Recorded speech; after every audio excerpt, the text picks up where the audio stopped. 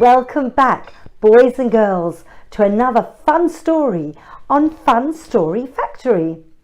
Are you enjoying all the stories? This one is called Bite the Shark and the Magical Didgeridoo, and it's been written by Nigel McGee. We're going to begin now. Do you know what a didgeridoo is? Well, if you don't, wait for this story and you're going to find out.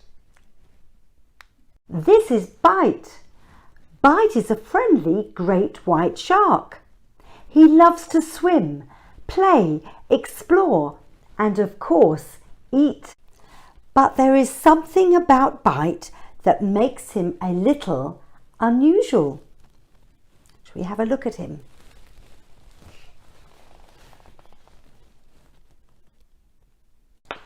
Unlike his other shark friends, who are carnivores because they eat meat, and pescatarians because they eat seafood, Bite only eats plants. He is a vegetarian shark. Here he is, eating all his vegetables. Do you eat all your vegetables? I'm sure you do. Bite doesn't mind being different. He loves how being a vegetarian makes him strong and healthy.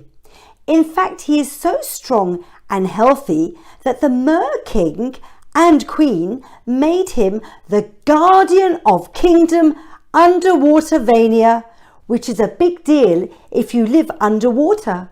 So that's the King of the Mermaids and the Queen of the Mermaids.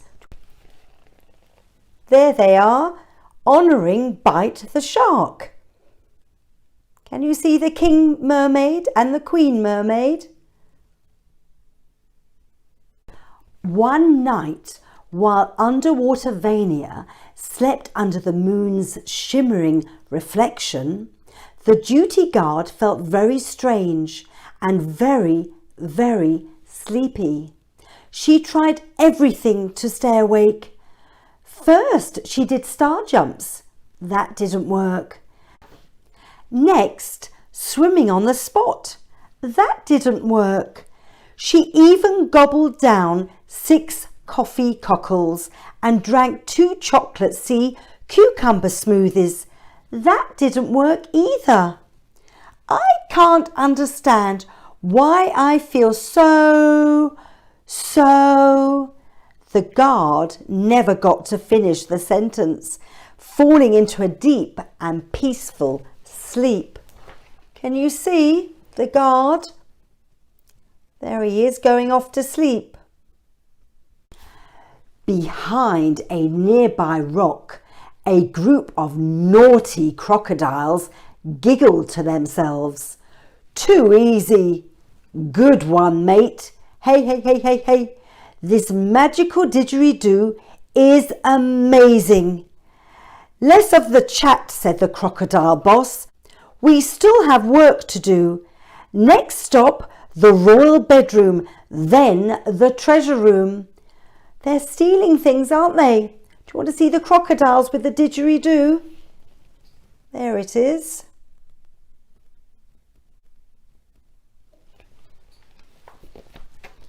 The naughty crocodiles crept into the underwater castle. As quick as a hungry crocodile snaps its jaws around a juicy treat, they bundled the Mer King and Queen into a large smelly sack. Next stop, the jewels. Are they kidnapping the mermaids? Have a look at what the crocodiles are doing. That's not very nice, is it? They zoomed around the jewel room, grabbing gold, emeralds and pearls. Within seconds, the room was bare.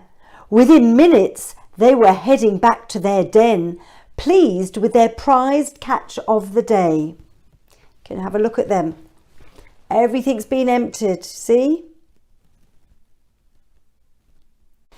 In their excitement, the crocodiles forgot to play the magical didgeridoo to the Mer King and Queen. They hadn't noticed that the quick-witted Queen had cut a little hole in the bag and dropped pearls from her necklace along the way. She had left a trail for someone, a special someone, to follow. Can you guess who that someone is? It's a little bit like Hansel and Gretel. When they drop, don't they, the breadcrumbs? Shall we see what they're doing? Look what the Queen's doing. The Mer Queen is dropping pearls. Have you guessed? Who do you think's going to find the pearls? The next morning, the kingdom of Underwater Vania was in chaos. Not only did they have no jewels left to pay the water bill, but the Mer King and Queen were missing. Only one person to call. Bite, we need you. Look, they're calling. They need Bite the shark. Do you want to call out for him as well? Bite, we need you. That's wonderful what you've said.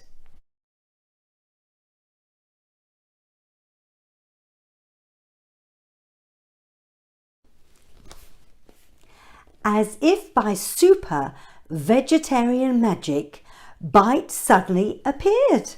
He examined the messy bedroom, noticing something strange and very smelly on the bed. Aha! A stinky fabric thread. This is our first clue. The robbers kidnapped our Mer King and Queen, putting them in a smelly sack. Bite swam over to the treasure room, noticing another interesting thing. A cork hat.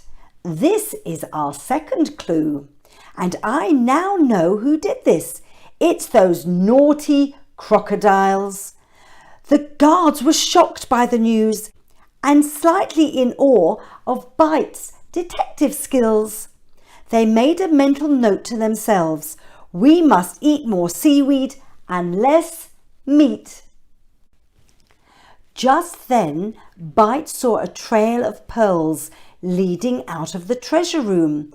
And this is our third clue. Our clever Mer King and Queen have left a trail for us to follow. But what I still don't understand is how the crocodiles got into the castle without our guards noticing.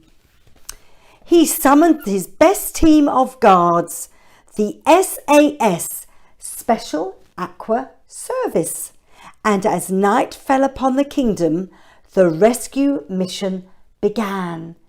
Do you want to see the guards? It's exciting, isn't it? Under the moonlight, Bite and the SAS tiptoed onto the beach, wearing their special scuba breathing apparatus. The naughty crocodiles were feasting and drinking, wearing all sorts of jewels and pearls. Bite could see the Mer King and Queen tied up by the campfire, looking worried. How would they rescue them? Should we have a look and see? Can you see all this? There we are. Can you see they're tied up? And you can see the crocodiles. And can you see the crocodiles enjoying the food? Resting next to a palm tree, Bite spotted the magical didgeridoo. So that's how they broke into the castle, he thought to himself. A fantastic and cheeky idea popped into his head. Bite signalled to his SAS team to cover their ears as he sneakily edged his way over to the tree. Just as Bite was about to pick up the didgeridoo, the naughty crocodiles spotted him. "Get Bite!" they shouted, snap, snap, snapping as they rushed towards him. Although Bite was the guardian of Kingdom Underwater Vania, the apex predator with very sharp teeth, he didn't want to hurt anyone. Bite, of course, was a vegetarian. Can you see? They're pointing at him and they want to get him. But he's a nice shark, isn't he? He quickly reached for the didgeridoo.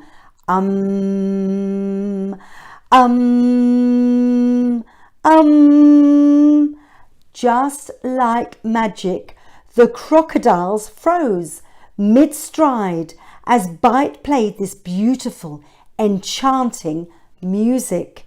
Their eyes closed, their heads felt heavy, and slowly, very slowly, they all fell into a deep sleep. But oh dear, so did the Mer King and Queen, who were tied up and couldn't cover their ears.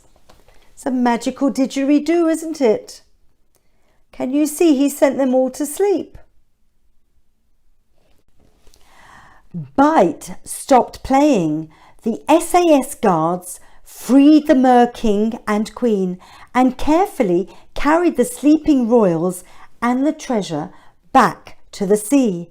Bite considered leaving the magical didgeridoo, but thought it might come in handy one day. Just one more thing, he said, pushing all the snoring crocodiles together, as though they were having one big cuddle. It's always good to have a bedtime snuggle. Do you want to see the crocodiles having a snuggle? There they are.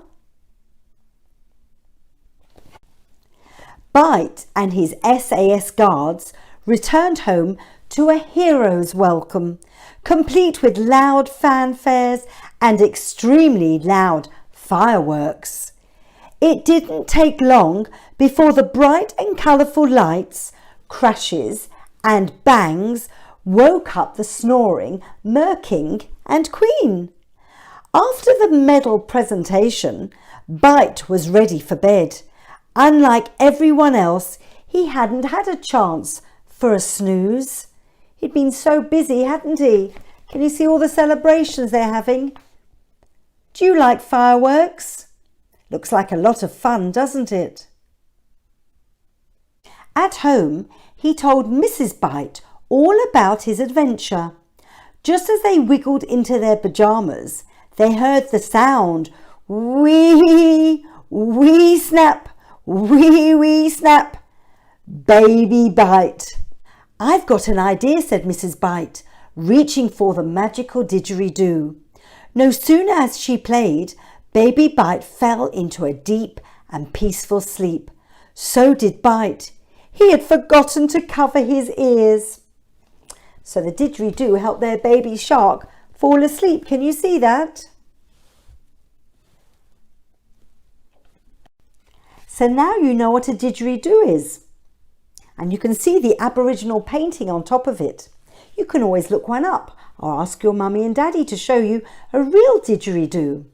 What Nigel has done at the back of the book is explained how Monika, who illustrated the book, brought it to life. And there's some lovely, delightful pictures, which I will put at the end here to show you how it came to life.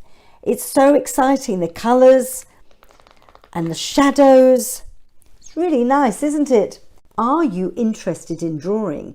Because on these 2 pages, he shows us, or Monika shows us, how to draw Bite the shark. Can you see?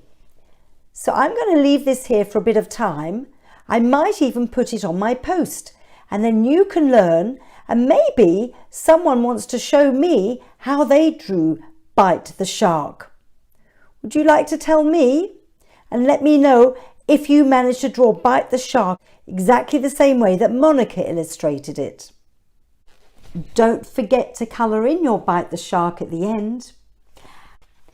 And there's going to be another adventure with Bite very soon. It's going to be called Bite the Shark and the Magical Sea Unicorn. I think that's going to be fabulous. Why don't you watch Fun Story Factory and you'll be able to see the next book soon. So for now, I'm going to say goodbye and hope to see you soon. Do like and subscribe on Fun Story Factory.